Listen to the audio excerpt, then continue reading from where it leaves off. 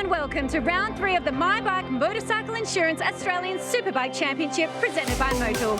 We're here at Wakefield Park, Goulburn, 90 kilometres northeast of Canberra. I'm Rihanna Crean, thanks for joining me. Alongside me, the 2009 World Endurance Champion, Steve Martin, and a very good afternoon to our viewers from New Zealand for the very first time watching the Australian Superbike coverage. Steve, last time we were at Winton Motor Raceway, very different conditions, but very fast lap times. What did we learn from Winton? Oh, it was just sensational. What we learnt was everybody was hot to trot, everybody was keen to ride, and they were fast, super fast. We saw records falling in all classes, and something we didn't expect to see, so it was just sensational. But once again, it was the guys up the front, Wayne Maxwell, Troy Herfoss, battling it out. Yeah, it was. Those two guys are just sensational. I mean, everywhere we go for the last few years, it's been Herfoss or Maxwell, Maxwell or Herfoss. Somebody's got to do something about it, and I hope it happens here. Now, a surprise for me was young Ollie Bayliss. What did you think of him? You know what, it's really hard to ride a superbike. A 300, you know, not so hard. A 600, a little bit harder, but these superbikes, you can't just get on them and ride them. You've got to set them up, you've got to know what you want to make them go fast. He shouldn't be able to do that, but he's already got it dialed, so he's already ahead of the learning curve. I can't wait to see him, if not at this meeting, in a couple of meetings, what he's going to be doing. He's in for a podium this year for sure. Now, another surprise, I believe, was Arthur Sissis. Sort of went under the radar at Winton, but currently sitting 4th in the championship. What did you think of him?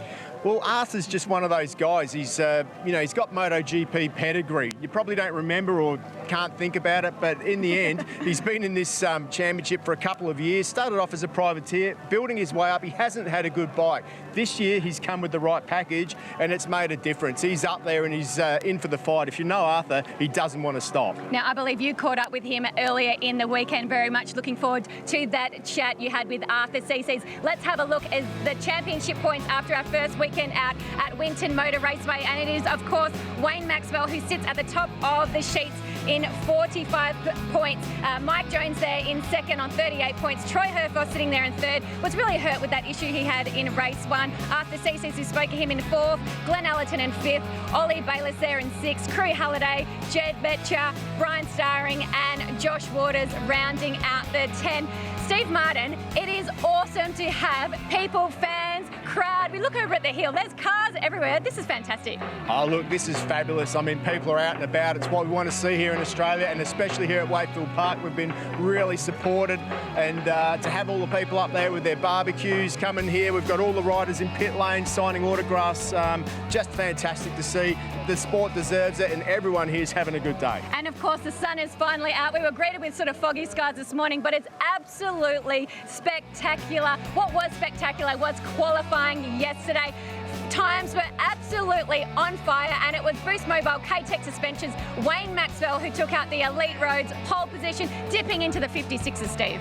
Yeah, 56.9 for Maxwell, but not the first time that a bike's ever done that around this circuit, because the BMW did it before qualifying. 4 guys in the 56s, which means it's going to be really close this weekend. Now, Steve, you didn't quite do a 56, but you took us for a tour around this Wakefield Park circuit, so let's take a look. And here we go. Just get down behind the screen, hard on the gas as you get onto the short straight here at the Wakefield Park circuit. It doesn't look very far into turn 1, and it's not. You have to be on the brakes nice and hard. Clip the inside there as we head into Motul corner, down through the gearbox. It's important to be super smooth. On the gas, on the edge of the tyre through there. The bike can get a little bit edgy as you change up to 3rd gear. Hard on the brakes into Dunlop. Bumpy through here, really bumpy. You've got to hold it all together. This is one of the most physical circuits that we go to throughout the year. The top of the circuit now, Ducati corner. On the gas, nice and smooth. Down the hill you go. This sweeper, really important to keep the mid-corner speed up. Drive through and down into the famous fish hook. Plenty of overtaking opportunities down here, but it's easy to get it so wrong. There'll be plenty of overtaking here in the races, you can be sure of that. Smooth on the gas, keep it in the same gear, onto the back straight we go, and it is rough through here too. Plenty of people don't get it right. This is your last corner, turn 10 here at Wakefield Park Circuit. Hard on the brakes, and your last opportunity to pass and get out and get a clean run onto that start-finish straight. Tuck in and rev it all the way to the limiter, lift the wheel in the air and get across that line nice and clean. Glenn Allerton, 3 times Australian Superbike champion. We're here at a scene of a racetrack that's been quite bittersweet to you. Take us back to 2017. Yeah, back at the ASBK round here in 2017, at the time I was riding the Team Yamaha, and it was a mixed session where we knew the rain was coming and I was pushing really hard from the start of the session to get a good time down, and unfortunately I got to the last corner and the track was wet and I was at full speed and still tried to make the corner and ended up having a big high side and came down really hard on my left arm and broke my arm in 2 places. And I was very lucky that I didn't do more damage because of, you know, the way that bone was broken. I had to have a plate and 12 screws put in. So, and that was kind of the trigger of a 3-year run where I was injured, and yeah, it was a difficult time. Then we sort of moved forward, and I hate to sort of focus on the crashes and the injuries, but then there was another big accident at the Bend, which was also put you out. Yeah, for so a I period of time. had a few big accidents. I had one on a dirt bike where I broke my neck and my collarbone, and I've got a plate and 10 screws in this collarbone here as well. And then at the Bend there was an accident in front of me that I just couldn't avoid off the start. 2 guys came together in front of me and I was on the outside, and Alex Billis's bike just went straight underneath my front wheel, and I went straight away. I was over the handlebars and I broke my wrist, and that put me back. It was just continually being put back and put back. And to me, I think actually COVID-19 worked out all right for me because it gave me a chance for my body to heal. That period that you spoke of, the 3 years of having to try get your body right, but then try to be quick on the bike, and maybe things weren't going as planned on the bike. I mean, just talk me through how you got motivation to get yourself back on the bike time and time again. Yeah, it takes a lot of self-belief. At the point in time when I broke my arm, I'd invested a lot into myself.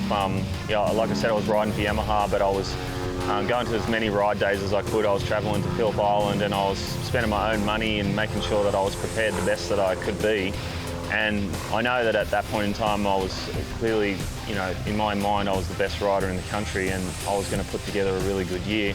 Knowing that I had that form, I was continually trying to get myself back to that point, and I still just had that self-belief that if I get it right, with the right bike underneath me, that I can win races again and win a championship, because nobody's done 4 championships in Australia. And yeah, it's been a goal of ours, especially me with the next gen boys, that we've always, you know, we joke around and say we're going to get 4, but it's a real goal for me to achieve 4 championships. What would that mean, 4 championships? No one has done it. There's a couple of you on 3, but yeah. 4. What does it mean? Do you dream about it? Yeah, look, I think I'm pretty unlucky to not have it. I've been second like 3 times, and I've been in the top 3 maybe another 3 or 4 times, and it would be awesome to have, you know, to clearly step on top of that, you know, above.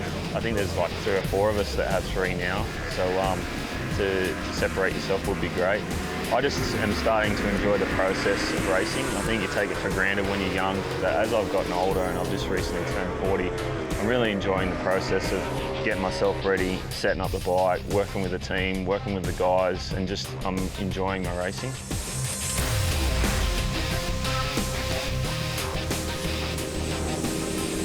Well, we're getting ready to go racing. You can see there Wayne Maxwell. You can almost feel the nerves coming out the bottom of his helmet there. We're about to fire the opening salvos in the War of Wakefield.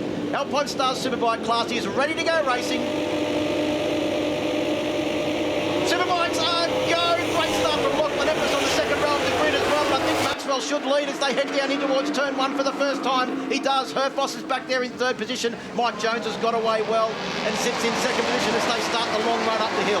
Yeah, Mike Jones got a great start there. Herfoss is up there too. Looks like Herfoss has slipped himself by already, and it is number 1, Wayne Maxwell, last year's champion, with Troy Herfoss right behind him. Looks like Glenn Allerton's got the bike away well off the line. That was his first thing that he needed to do. He's right onto the back of now of the 3-time Australian champion Brian Starring on board BC Performance Machine, bike number 67, but it is still Maxwell that leads. Herfoss is already up into 2nd place. He's made his intentions quite clear, and Mike Jones is now back to 3rd. Eppa still holding on to 4th. Yeah, it's a good result from Eppa, says the number 61 as well, but the race direction again, the start is under investigation. We will bring the news to you when it comes, but this could change everything. Drew Halliday got away well. He's sitting in 5th position. He's got to try and find a way past Lachlan Eppas early on if he wants to go with these riders and be a possible chance of getting up there onto that podium as they come across the line. A 1 minute flat from a standing start for Wayne Maxwell. Be interesting to see how fast or how fast and consistent they can do these early laps. Looks like Ollie Bayliss already starting to move around. He's desperate to try and get the run up the hill. You've got to try everything you can in these early laps. You can't afford to let those leaders get away. It's just so tight around here.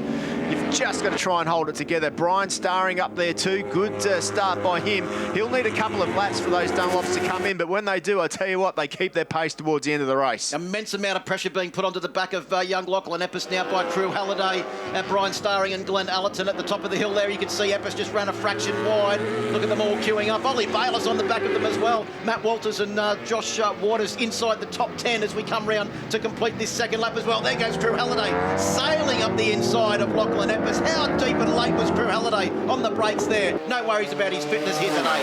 Absolutely not. That was a great move by him. He'll be hoping that he can hold the speed of that BMW off by the end of the straight, and he does. You can see Hamish McMurray's supporters there, all with the top hats on pit wall, watching their man, who's currently sitting just outside the top 20. Yeah, poor old Ollie Bayliss there. He's caught behind that group of 4 guys.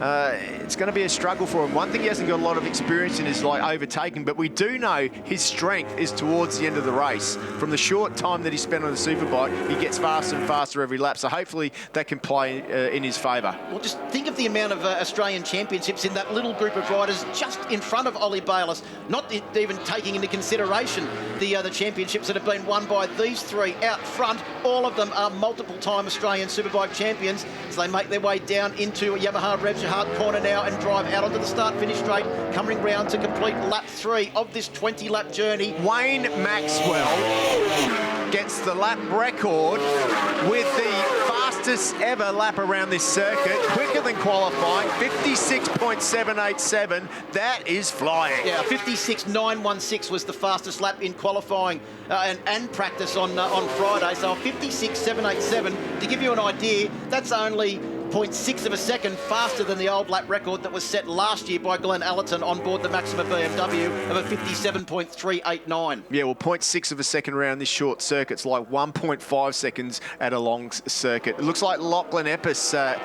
could be done for a jump. They're looking at that at the moment, so we'll let you know. Yes, he gets a 10-second penalty, and Ollie Bayliss is coming into the pits.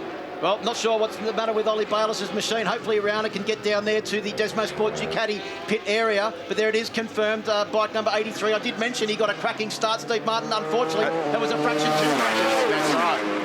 But back out front, Wayne Maxwell knows how to start. That was a really brilliant job by him. He cracked off the start, and he is just absolutely flying. Mike Jones is into the 56s as well. I think that might be his first 56 for the weekend as well. Mike Jones on board the Desmo Sport Ducati bike number 46. He's going with these lead group of riders in 3rd position. This is a really good start for Mike Jones, actually. Normally, he struggles at the start, and he has to sort of like try and work his way back. But this time out, he's been there from the start. Yeah, Brian Starring and Glenn Allerton now trying to find their way past Lachlan Epps. Starring using all of his experience to come down the inside there. He runs a fraction wide. Epps goes back through. Glenn Allerton had to take evasive action to avoid his teammate there as well at the bottom of the hill. He was running in so fast. Herfoss has put in a blinding lap. This is going to be a fast one from Herfoss. He's closed right up onto the back of Maxwell, who had a half-second lead as they completed the last lap. And Herfoss now on the Penrite Honda is right there in position, because remember, we've not only got the battle between the riders and the manufacturers, we've also got the battle in the tyres. We've spoken about how important that is. Maxwell on Pirellis, Jones on Pirellis, and Herfoss, he is the Michelin meat in the Pirelli sandwich. Yeah, well, he's just caught right up to the back of him now, has Troy Herfoss. He's done exactly what he needed to do. Maxwell's gone out hard from the start, broke the pack up, and now he's just dropped back into the 57s, and Herfoss is right on the back wheel. It's going to be interesting to see if Herfoss wants to make that move and see if he can stretch it out. Well, I don't have enough fingers and toes, Steve, to count the amount of times that those riders have made a pass right there where Brian Starring's done it. He's done it again. He's gone in late. He's gone in deep. He's got past them, but unfortunately ran a fraction wide. And both Lachlan Epps and Glenn Allerton have managed to find their way past. Matt Walters has also managed to get away from Josh Waters as well, who slipped right back down to 16th position. So Ed inside the top 10 too, in position number 9, ahead of Mark Chiedo on board bike number 2, who rounds out the current top 10 with Jed Metcher and Arthur Sissis, who didn't get his traditional fast start back in 10th and 11th position. Yeah, it's really hard to get a good start here if you're back in the pack, because it just does bottleneck down, like they said. Super, super important to be on the first 2 rows. So Allerton has finally managed to get past his Maxima teammate. Lachlan Epris on board bike number 83. Brian Starring, you know he's going to have another run at the bottom of the hill as well. As they come down through the Ducati corner now, they'll wind their way down through Dane East to get to the bottom of the hill at Alpinestars.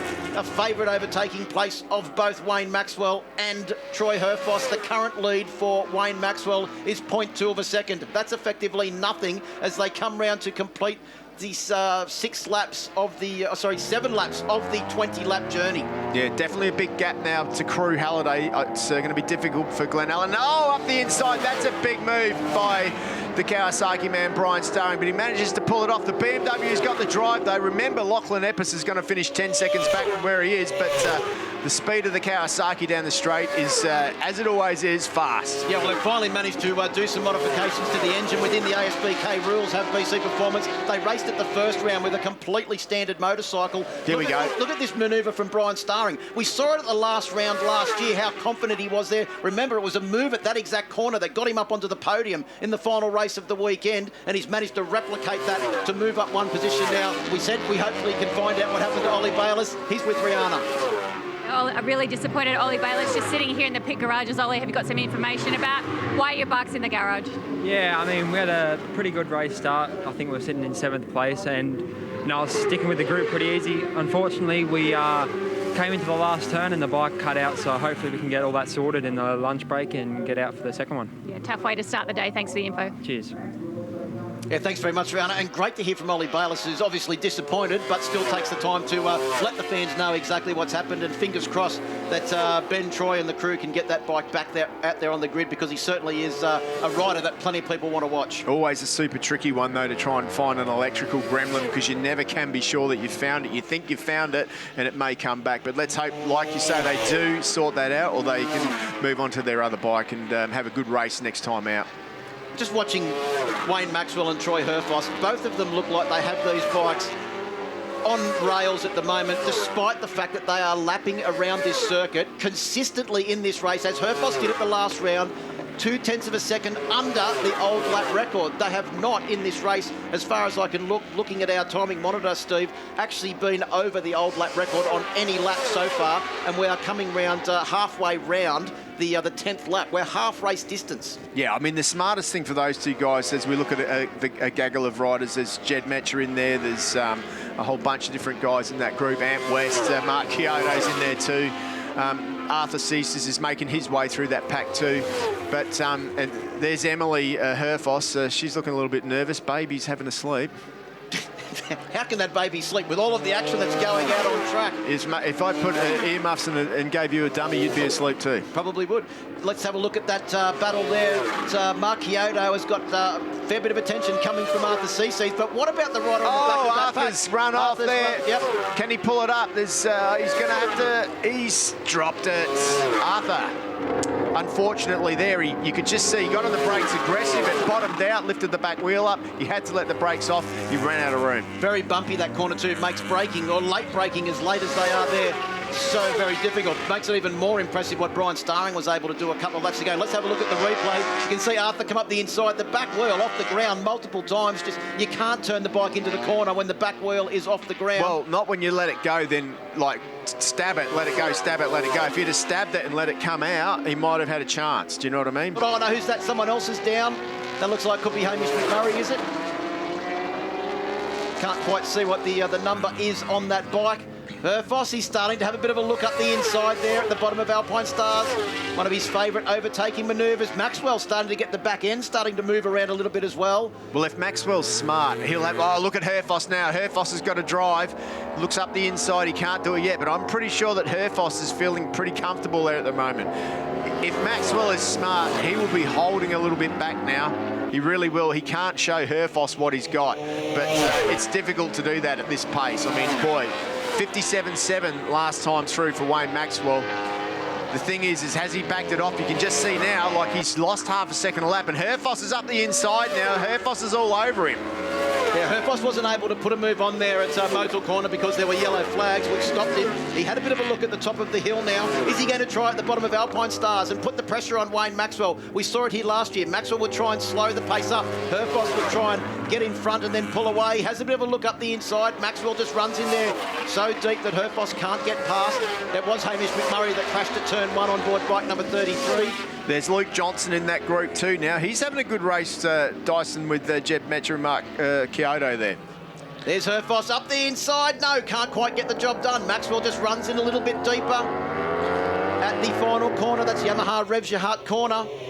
Out onto the My Bike Motorcycle Insurance start finish straight now. So oh no, there's another bike down. That looks like it could be, is that bike number 62? Is that Brendan McIntyre? Oh, it looks like a big one. Let's hope that the rider's okay.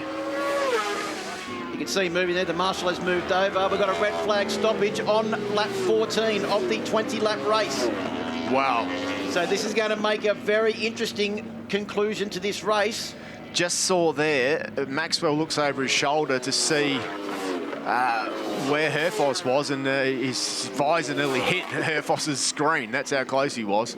Race declared. Race has been declared because we were, well, getting about the three-quarters race distance. So the race has been declared. The big question now, Steve, will be, do they decide to go full points, or will it be slightly less than full points? We'll wait for race direction to provide that information. Yeah, absolutely. But, I mean, what a race that was. It was an incredible race. Herfoss, at that point in the race, was ready to rock and roll. He was ready to go.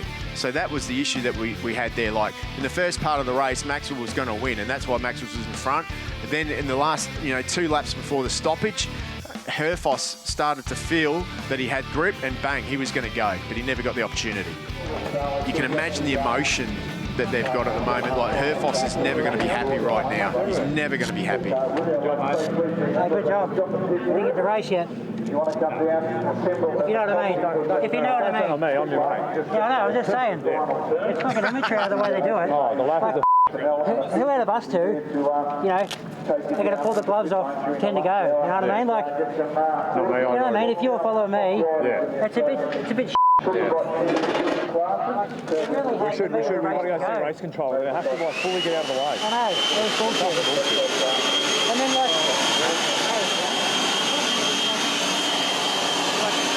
You can see that they're definitely not happy. I think for once they're both in agreement. Time to hear from our top 3. They're down in Park Fermain. In third place from Desmo Sport Ducati, Mike Jones. Mike, nothing like starting the day with a little bit of drama. Yeah, for sure. I mean, it was a pretty crazy race there with a few incidents towards the end there. So, fortunately, my race started really well. I got away really well there and was able to run with the front 2 guys. Unfortunately, made a couple of small mistakes there in the middle and ended up sort of dropping off a bit there, but was still holding a consistent pace. So, I feel like if the race had kept going, it would have been interesting to see if we would have been able to claw that gap back again with the tyre wear. So anyway, we're in a good position and looking forward to the next race. Plenty learnt from that one. I look forward to seeing what happens this afternoon. Congratulations, Mike Jones, in second place on the Penrite Honda. The conversation continues between yourself and Wayne Maxwell, and of course we all want to know what's been going on between you guys. What are you talking about? I'd love to say it was something that'll make you watch the TV more, but it's not. Just the fact that we've got to stop racing when the race hadn't essentially started for us yet. We're both old enough to know when to go and when to stop, and I could tell Wayne was sort of in a bit of a groove there, and yeah, I felt like it could have been a race. It could have been anyone's race. So, but it's my fault for not leading the race when we were past 2/3 distance, and yeah, credit to Wayne. He done a great job. We were going really fast at the start. That was fun and scary, and yeah, I hope everyone's okay from the crashes. Do you feel like if the race had gone full distance, you would have had it? Yes, I do. Yeah, but he does as well. We both always think we're going to win it, don't we?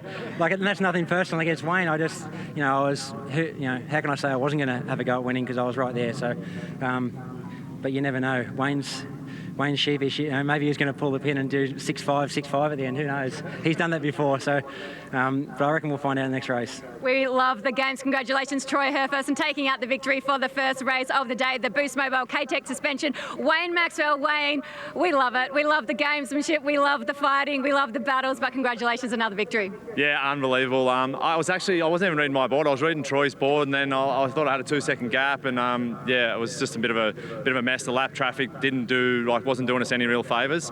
And I was like, I've got a gap, I'll just be patient. But yeah, it's not ideal. And obviously with people crashing and stuff, it makes it difficult. Yellow flag, going to pass the lap on the yellow flag or not. But look, one down. Full credit to everyone at Boost Mobile Racing with K-Tech. Pirelli, you know, it's that battle between not only a rival between Troy and myself, it's between the tyre brands as well. Everyone's invested in it, and it's a good thing to be a part of for us. Tell you what, when you go back to your garage, go have a look at the lap time you set, because it was pretty fast on fire. Absolutely. Congratulations to Wayne Maxwell. Victory in race 1 of the Alpinestars Superbike. Now time to turn our attention back to our commentary team with Phil Harlem. Thanks very much, Rihanna. Great to see Wayne Maxwell and Troy Herfoss speak so well there in Park for May about what they happened, and I know that they both think that they were going to win the races. Plenty more action coming up here at Wakefield Park, coming up next.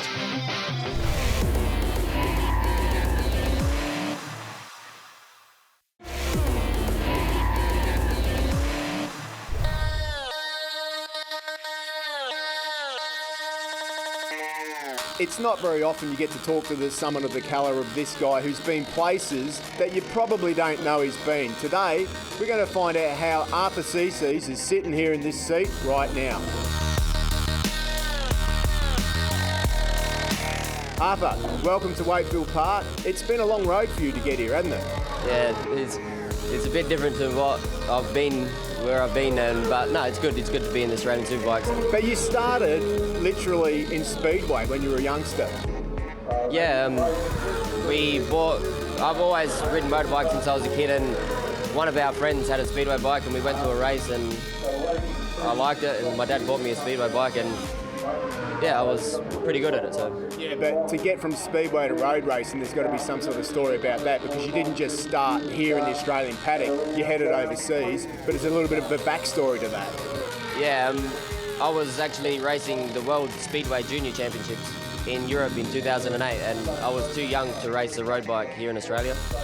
So I applied for the Rookies Cup on the internet without my dad and mum knowing, because I'd never ridden a road bike before. So hang on, you've applied to race in the Red Bull Rookies Cup without your mum and dad knowing. How did that work out? Were they happy with that? I asked them, because I saw it in a magazine, and they said you're stupid because you've never ridden a road bike before, and so I didn't listen to them. I applied on the internet, and they emailed us a few months later while I was in Europe for the World Junior Speedway Championship, and they said I got accepted and that I could go to a test in Italy. So my dad said if I finished in the top 3 in the World Junior Championship, he'd take me, and I finished 3rd, so he had to take me. Push forward a few years and you're riding Yamaha this year in the new Unitech team. A lot of South Australian support. You're a South Australian. What does it mean to you to be here now on this team, especially after the results that you had in Winton? Yeah, I've been in the Aussie, riding a Suzuki for the last few years, and we didn't have much support. But it was okay, but then this year I really needed to, it was either do something good or stop pretty much, because there's no point finishing 10th every meeting, and we got help from Mal Pittman. He got us help from Yamaha, and yeah, so far Winton was quite good, I think. Well, one thing's for sure, keep an eye on this guy, because off the start he's fast, and he's getting faster throughout the races too. Thanks a lot, Arthur. Thank you.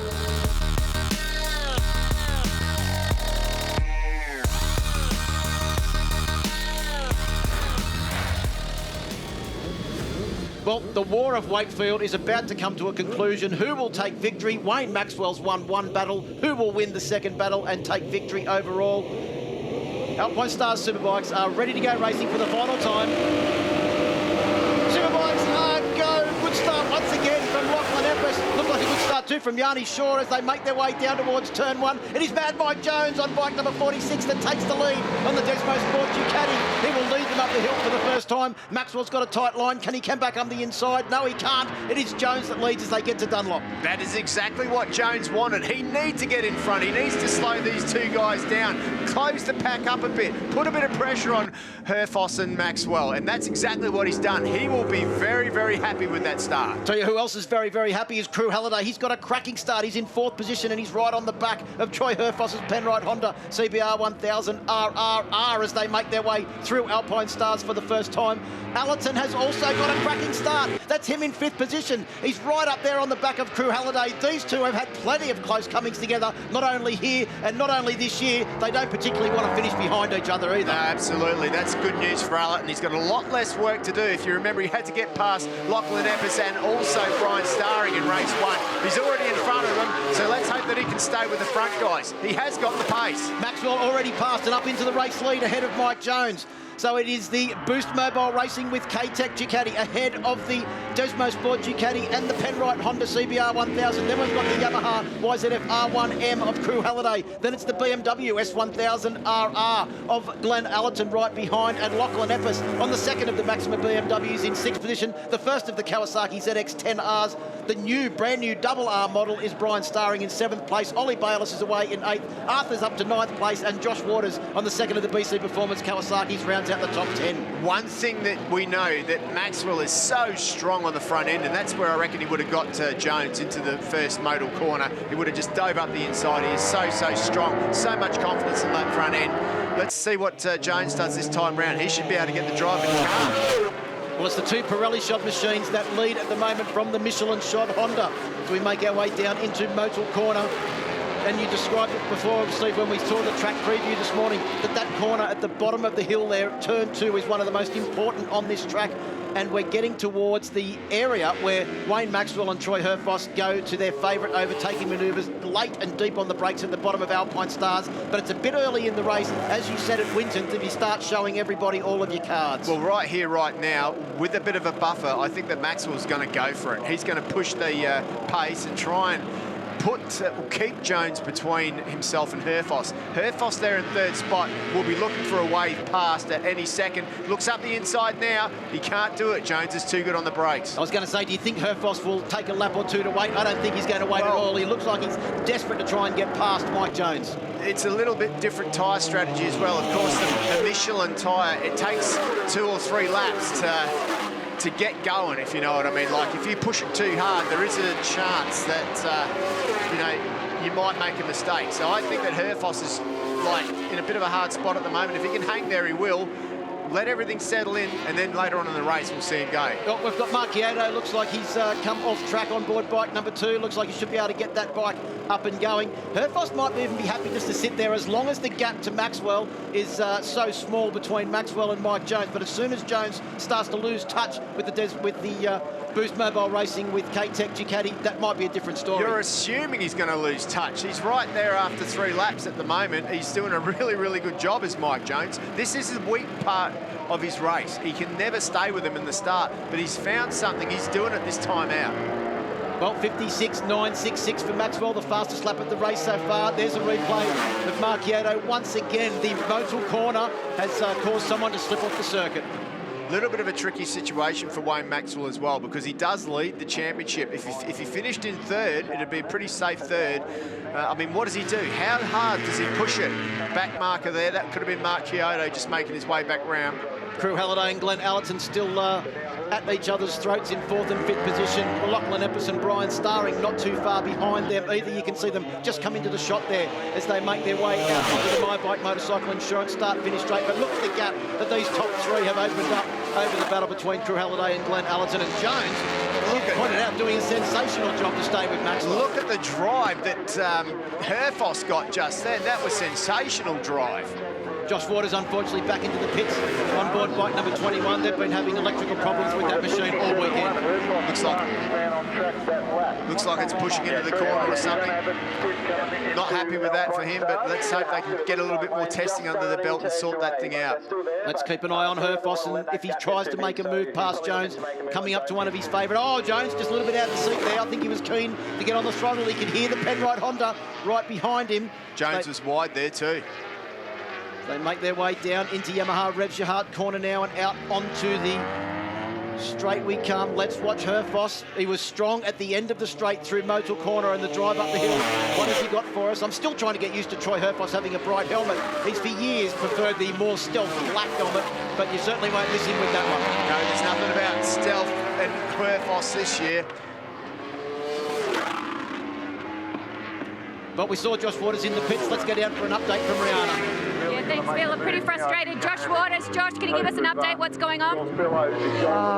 In the first race, the bike stopped. That's why I was so far back and wouldn't turn back on for 15 seconds. So I've had to ride the other bike, and it's all electronics. You can tell he's pretty frustrated. Thanks, Josh. Appreciate the update. As we mentioned, a brand new bike, brand new electronics package. They're still trying to get their head around it. No one else has been racing anywhere in the world with that bike as yet, so we're breaking ground here in Australia, and unfortunately it's very frustrating for the BC Performance team at the moment. Yeah, well, you got to do the work, and that looks like they've got a little bit of work to do. But meanwhile, the man doing the work out the front is Wayne Maxwell, and I reckon he's like holding this pace at the moment quite well. 57.1, that time through. It's a very consistent race, and he's, if anything, at this part of the circuit, he pulls a little bit of a gap on Mike Jones. Well, as we saw earlier on, all of the laps so far have been low 57s or high 56s, which is under the old lap record pace. Remember, the lap record coming into this weekend was a 57.3 set by Glenn Allerton.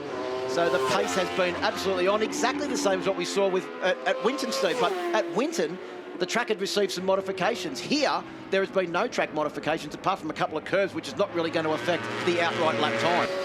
Not really. These guys are just absolutely on the limit. They haven't ridden for a long time. These three bikes are basically new as well. You know, like the V4 Ducati's tuned up now. It's set up. The Honda's fairly well new this year. Only the one race last year. And boy, it's lifted the level.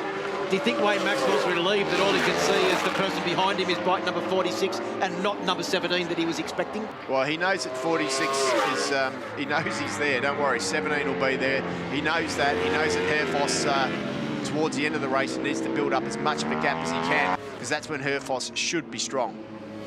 So through Danice, we come down towards the bottom at Alpinestars. It is Herfoss looking there increasingly keen to try and get up the inside, but Jones is riding a fantastic race. And we saw in race number 1, he was great with his consistency, but he just had that 1 or 2 laps where he lost touch with the lead two. Look, he's trying everything. He's got good drive out of the corners as Herfoss, but he just can't get up next to Mike Jones in the braking area. One of his favourite moves down into the Alpinestars fishhook there. He went to go then, but Jones just blocked that line off totally. So Maxwell back into the 56s with a 56.967. Jones and Herfoss in the low 57s. Also in the low 57s, the 57s is Crew Halliday and Glenn Allerton. They're both doing 57.7s.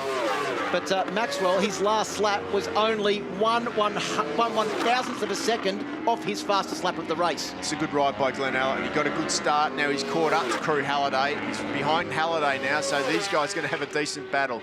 Well, they don't mind rubbing fairings with each other, these two. They've done it plenty of times over the years. They've been doing it earlier on this year at a night race at Sydney Motorsport Park. Now, would they have been teammates at some point on a Superbike? They were all in the Yamaha team, That's but right. I think Crew Halliday might have been riding the Supersport machine at the same time, because Glenn Allerton rode for the team Yamaha for quite a couple of years, but he has also won 2 of his championships with the Next Gen Motorsports crew that is now the Maxima BMW team. Arthur Sissis there as well, just behind Ollie Bayliss. Ollie didn't have a good run in race 1. Probably not, he won't be happy with where he is at the moment in 8th position, but it's always difficult when you don't get that race 1 under your belt, if you know what I mean, because you don't have those laps, whereas all these other guys have gone, oh yeah, if I change this, it'll be faster in race 2. And we'll also be going into unknown territory because race 1 was stopped at about lap 15. So once we get into the last 5 laps, no one's actually going to know how their bike's going to start behaving and how their tyres will be working.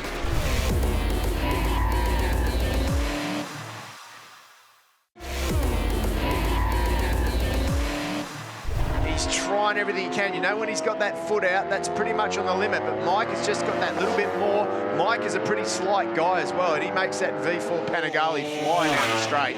Even the speed of the Honda can't get past it. And that new Honda is fast with a capital F. We know that. It's all the power that Troy Herfoss has needed over the last couple of years. As he makes his way up towards the top of the hill. Now he's fast. As he passed, can he hold it as they tip into the top of the hill? Oh, he's over the bumps, Troy Herfoss. I've seen him have a big crash there in years gone by, but he looked, considering how deep he was in there, he looked like he was on rails. That was incredible. That was a pass and a half. That's now the pass of the day for the moment, because to do what he just did then, get on the gas that hard and just drive past I reckon he's going to catch Maxwell up pretty easily. Look at the gap he's put on Jones already in only a couple of corners. He's pulled out 4 bike lengths. I think Wayne Maxwell is about to get the signal from Dale operating the pit board that there is a very hard charging bike number 17 making his way forward. I wouldn't be surprised now if we see a succession of 56.9-minute laps from Troy Herfoss as he makes his way onto the start-finish straight. Maxwell comes across the line. His lead as they came across the line on that lap was 1.665 seconds. We'll keep our eye on that. A 57.3 for Maxwell, a 57.3. Here's a GoPro replay of that move from Troy Herfoss. That was just drive and determination up the hill, and then a very confident move into the Dunlop corner. Well, he had to try it somewhere different. He tried his 2 favourite spots. It wasn't going to work for him. We know that Maxwell's strong in intermediate number 1, and we know he's strong in intermediate number 3. But through that twisty section of the circuit is where the Honda will be able to put all of that power to the ground. What has he been able to do over the entire lap? Look how far Troy Herfoss is down underneath the paintwork on the Penrite Honda. He's almost got his helmet underneath the petrol cap. And Wayne Maxwell was quicker that time round, a 57.2 versus 57.5 for Herfoss. Herfoss not fast enough if he wants to win this. Maxwell needs to hold it for another 2 laps. If he can hold that gap to 2 seconds for 2 more laps, he's just going to have to cruise for victory. This next 2 laps are critical. Herfoss's foot was off the peg there. The bike was moving around as he got the power to the ground as he came through those very tricky right-handers, the double right-handers at the top of the circuit, through the AGV and Ducati corners as we come down now to the Alpinestars fishhook. Herfoss's bike looks to me to be really starting to move around, Steve. Or is that just increased aggression from Troy? It's increased aggression because he can see this race slipping away from him now. He needs to give it everything right now. And we'll know this lap when we go over the finish line whether it's going to be enough, because that gap needs to come down to nearly a second. And I think it's more than that. As they come across the line, the lead for Wayne Maxwell is down to 1.6 seconds. It's been fractionally reduced. 0.3 of a second faster on that last lap was Herfoss. You can see the desperation is starting to work. He would have been informed of that by his pit crew as he came across the start-finish line. You can see the bumps there don't seem to be affecting Troy Herfoss's machine. The K-Tech suspension working to perfection as he comes down now through the Danish corner and towards the bottom of the hill. We'll keep our eye on the gap. It's down to 1.4 seconds at intermediate number 1. Herfoss needs to be 0.3 of a lap quicker for the next 3 laps if he's got any chance. Whoa, big moment there by one of the Yamaha riders. Through the Pirelli corner comes Troy Herfoss. Jones still hanging on to 3rd place. The gap back to Crew Halliday is over 7 seconds. Jones has got a comfortable 3rd place here if he can maintain this pace to get him to the start-finish line in 4 laps' time. We're coming around to complete 16 laps now of the 20-lap journey. The gap as they come across the line is 1.5 seconds. He's only taken a 10th out on that last lap, just over a 10th in fact. A 57.40 for Maxwell, a 57.277 for Herfoss, a 57.7 for Jones. Well, he needs to dig deeper. If he's going to do it, he needs to dig deeper than that because that's not fast enough. Bit of congestion there at the back. That's Phil Chai and was that Brian Starring there just going through? Yeah, but it was Ollie Bayliss is ahead of Brian Starring. You can see the Desmo Sport Ducati bike number 32 just ahead there. Bayliss doing a great job to get ahead of Lachlan Epps and also Brian Starring. And it's a repeat of what we saw at Winton. Yeah. On fire in the last race, getting faster and faster as we go through this race. Yeah, good lap times from Ollie Bayliss. It's a real pity he didn't finish that first race. But good that they fixed the bike. So as we come down to complete lap 17, it is Maxwell that still leads. A 57.6 for Maxwell, a 57.2 for Herfoss. The gap down to 1.1 seconds. Perfect time to speak to Dion Coote. He's with Brianna. Yeah, he's very nervous and he's not taking his eyes off the lap. Herfoss just at his quickest lap. Can he do it? We've only got 3 laps to go, so fingers crossed. That's all he's got to say, guys. Not surprised, he's probably too busy biting his fingernails, but you said that he needed to take out 0.3 of a second per lap. That one was about 0.3 of a second. Look at the gap now, Steve, it's closed down. Herfoss is starting to try and hunt down Wayne Maxwell, and this is where Herfoss is good through this area of the circuit. Maxwell is fighting that thing. He is giving it everything he's got now, and Herfoss is coming. He's going to take chunks out of him now. But he has to pass him when he gets there. On the last lap, it'll come down to, if it's going to happen, it'll happen on the last lap. And it ain't going to be easy. There's a man with a lot of stress on his mind at the moment. You can just hear it come on as they go across the start-finish line. The gap is 0.865 of a second. It's under a second for the first time in many laps. Herfoss is on a charge. Maxwell hanging on desperately to the lead. A 57.4 for Maxwell on the last lap. A 57.1 for Herfoss. Maxwell will be seeing the lap time come down too. On his pit board, he'll know that he's got company next time round because he's going to get +0 with coming into the final lap. This is the penultimate lap of this 20-lap race.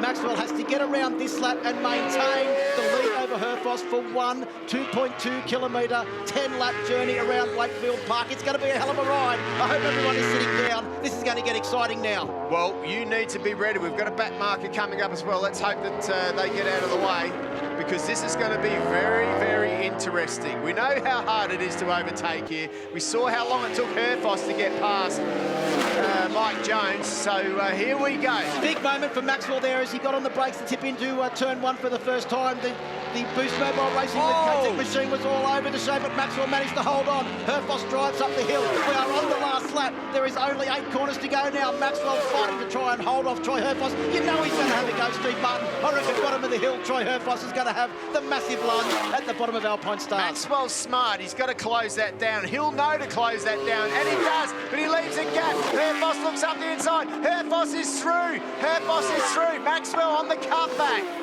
He stood Maxwell up. Maxwell lost a lot of drive, and Herfoss now leads as they come through the penultimate turn out onto the straight for the final time. I don't think Maxwell can come back from here. It's going to have to be deep. It's going to have to be late. Herfoss has gone in narrow. Is he going to have to drive? As Maxwell played it smart and gone around the outside, he'll get good drive. As they come to the line, it's going to be a slipstream. I think Herfoss may just hang on. This is going to be Maxwell close. Comes to the inside, and Herfoss gets it. He gets it by a very, very small margin.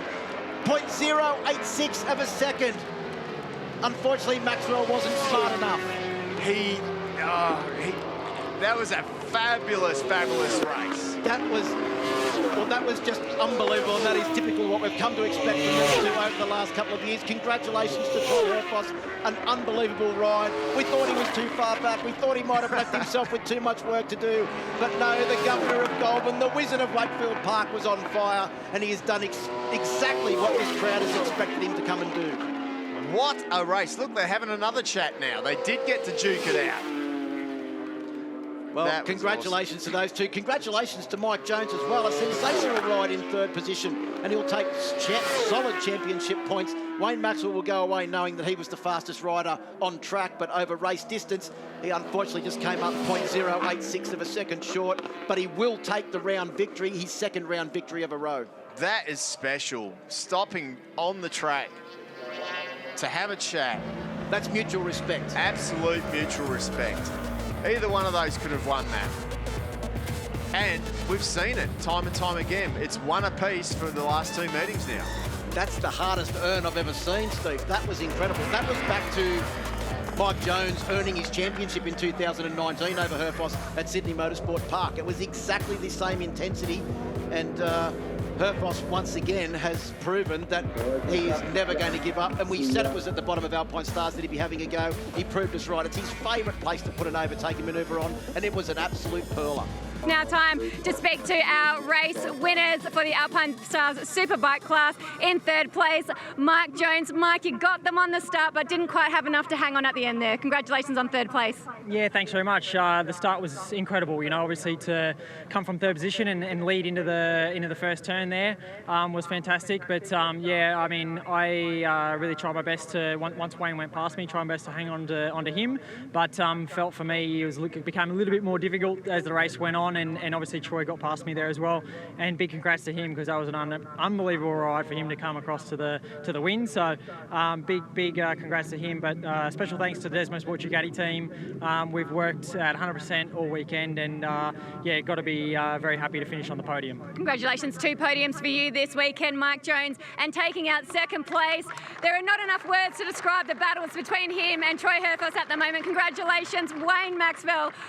You must be out of breath. We're all out of breath. It was unbelievable to watch. Oh, amazing.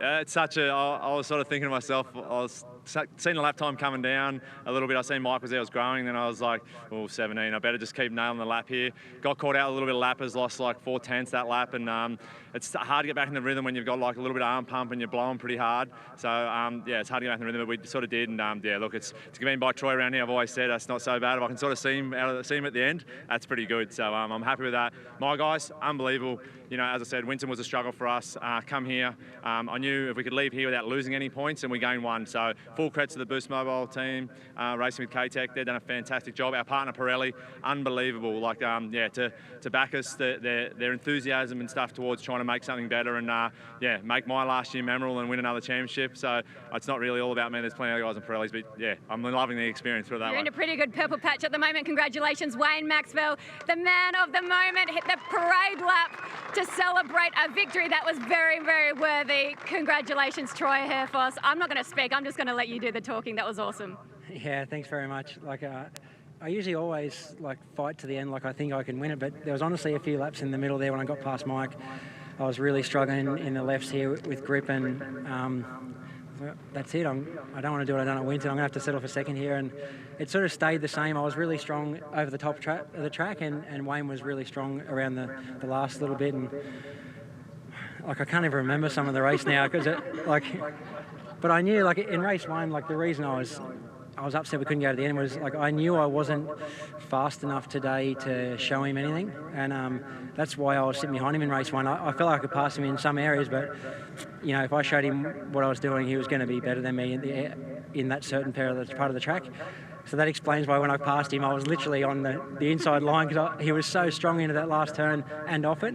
I was not only worried about getting past on the way in, I was worried to get past on the way out. But I just want to say a big congratulations to Wayne. It's not the end of the year, but since 2014, him and I have gone toe-to-toe around here.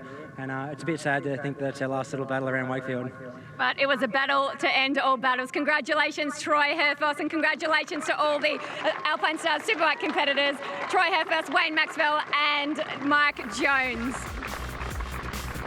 Congratulations to Troy Herfoss, Penrite Honda, all of the team, Michelin. They've done a great job here this weekend, but Wayne Maxwell will take the round win and maintain the championship lead. In fact, he's increased it by 1 point this weekend. He now leads by 10 points over Troy Herfoss, 91 to 81. Mike Jones in a solid third place on 74. Crew Halliday in fourth on 65. Incidentally, he's also his racing number. Glenn Allerton, 64 in fifth place. Brian Starring in sixth. Metzer, Arthur Sissis, Ollie Baylors and Matt Walters on the Rover Coaches Kawasaki Connection. Kawasaki ZX10 round out the top 10. Thanks, Steve, for all your work. And of course, thank you very much to our series commentator, Phil Harland. In the meantime, head to the ASBK website to keep up to date with all the information and across all of our social platforms, Facebook and Instagram. Look forward to bringing you all the action from Darwin in a few weeks' time.